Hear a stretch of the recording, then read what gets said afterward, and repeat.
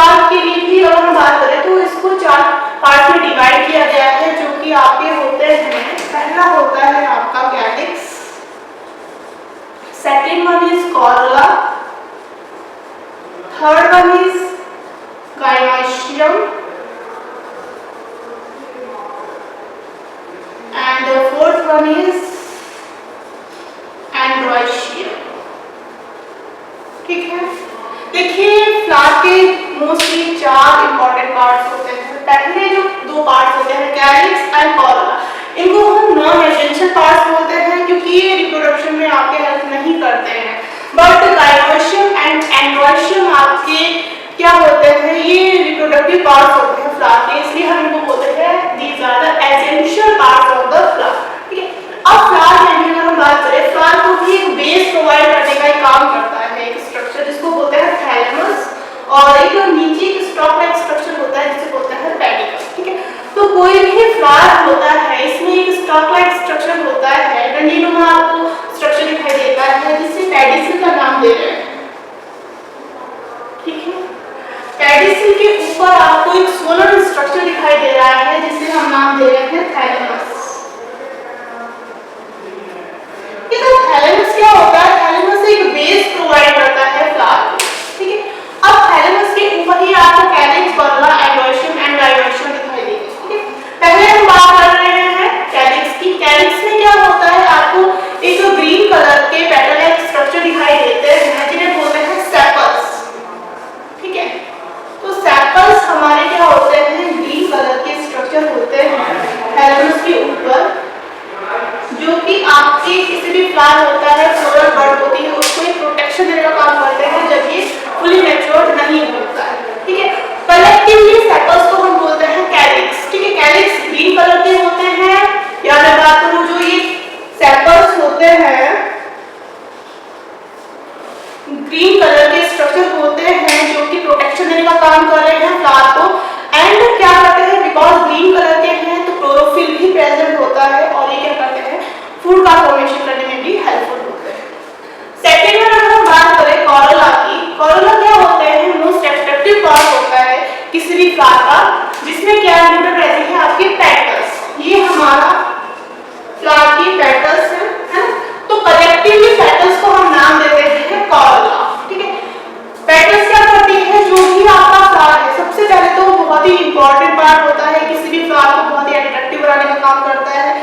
And जो भी अंदर के जो भी आपके रिप्रोडक्टिव पार्ट्स हैं, एंड्रोइशियम एंड गाइनोइशियम, इनको प्रोटेक्शन देने का काम भी आपका ये कॉरोला पार्ट करता है। कॉरोला में क्या होती है, पेटल्स इंक्लूडेड होती है, बट ये कभी आपको ग्रीन कलर की नहीं दिखाई देती है, ये हमेशा कलरफुल होती है। ठीक है, अब अगर हम बात करें कैलिक्स एंड कॉरोला की, तो कैलिक्स में हमारी सेपल्स आ रही थी जो कैसी थी, ग्रीन कलर की थी। ठीक है, बट ये कैसी होती है, पेटल्स कलरफुल होती है। ठीक है, बट कैलिक्स एंड कॉरोला क्योंकि रिप्रोडक्शन में हेल्पफुल नहीं होते हैं, कोई भी इंपॉर्टेंट रोल प्ले नहीं करते हैं, किसी भी रिप्रोडक्टिव पार्ट में हेल्प नहीं करते हैं, तो इसलिए हम इनको बोलते हैं कि क्या है, हमारे non essential parts of the flower. ये है non essential parts of a flower, क्योंकि रिप्रोडक्शन में हेल्पफुल नहीं होते हैं। बट अगर हम बात करें गाइनोइशियम एंड एंड्रोइशियम की, तो इनको हम बोलते हैं कि essential part of the flower. क्यों है, बिकॉज ये रिप्रोडक्शन में हेल्पफुल होते हैं। तो पहले अगर हम बात करें एंड्रोइशियम की, मैं पहले एंड्रोइशियम की बात करने जा रही हूँ। एंड्रोइशियम हमारा मेल रिप्रोडक्टिव पार्ट होता है। ठीक है, ये हमारा मेल रिप्रोडक्टिव पार्ट होता है, इसमें भी आपके 2 पार्ट इंक्लूडेड होते हैं। देखिए एंड्रोइशियम को मैंने कहा है कि ये मेल रिप्रोडक्टिव पार्ट है। ठीक है, इसमें क्या क्या आता है, एंड्रोइशियम में हमारे स्टैमेन्स को की हम बात करते हैं। ठीक है, तो कलेक्टिवली हम स्टैमेन्स के ग्रुप को क्या नाम दे रहे हैं, एंड्रोइशियम नाम दे रहे हैं। अब एंड्रोइशियम क्या, ये स्ट्रक्चर मैं बनाने जा रही हूँ। ठीक है, इस स्ट्रक्चर को, पूरे स्ट्रक्चर को हम नाम दे रहे हैं स्टैमेन। ठीक है, स्टैमेन में क्या रहता है, देखिए ये स्ट्रक्चर आपको, इसको हमने नाम दिया है स्टैमेन का,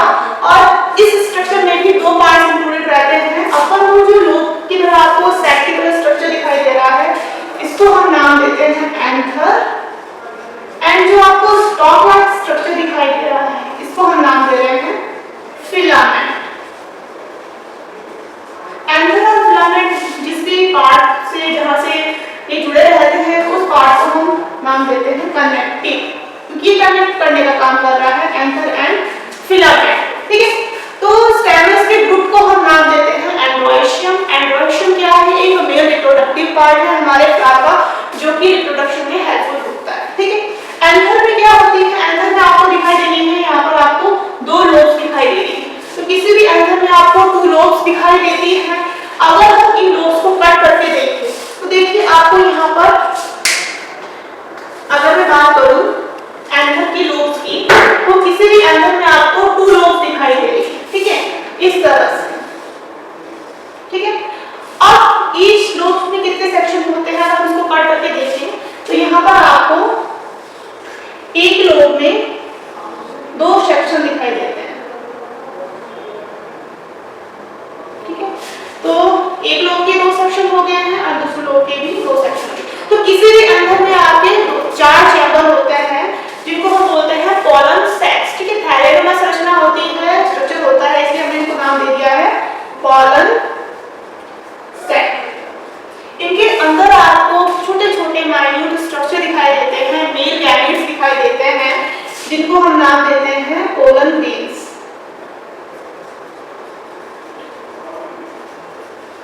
ठीक है, तो जो भी हमारे पोलन सेक होते हैं, ईच लोब में हमारे 2 पोलन सेक्स होते हैं और टोटल हमारे किसी भी एंथर में, बिकॉज 2 लोब्स हैं तो यहाँ पर आपको 4 सेक्शन दिखाई देंगे और इन पोलन सेक्स में आपको फीमेल मेल गैमेट्स, जिनको हम नाम देते हैं पोलन ग्रेन्स, आपको दिखाई देते हैं, जो कि आपके पॉलिनेशन में हेल्पफुल होते हैं, रिप्रोडक्शन में हेल्पफुल होते हैं।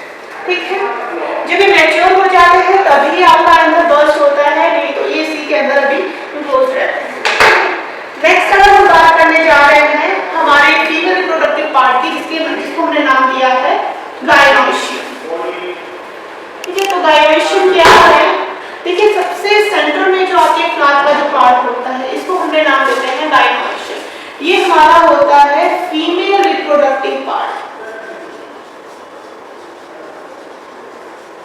ठीक है, ये फीमेल रिप्रोडक्टिव पार्ट होता है, आपको सेंटर में दिखाई देगा। इसके भी 3 पार्ट्स होते हैं। देखिए, ये आपको इस तरह से स्ट्रक्चर दिखाई दे रहा है, इस स्ट्रक्चर को हमने नाम दिया है गायनोइशियम। ये एक फीमेल रिप्रोडक्टिव पार्ट है। इसमें आपकी सबसे अपर मोस्ट जो आपको स्ट्रक्चर दिखाई दे रहा है, सोलर स्ट्रक्चर दिखाई दे रहा है, इसको देते हैं हम नाम स्टिग्मा। It is stigma. फिर ये आपको जो ये स्टॉक लाइक स्ट्रक्चर दिखाई दे रहा है, इसको हमने नाम दिया है स्टाइल।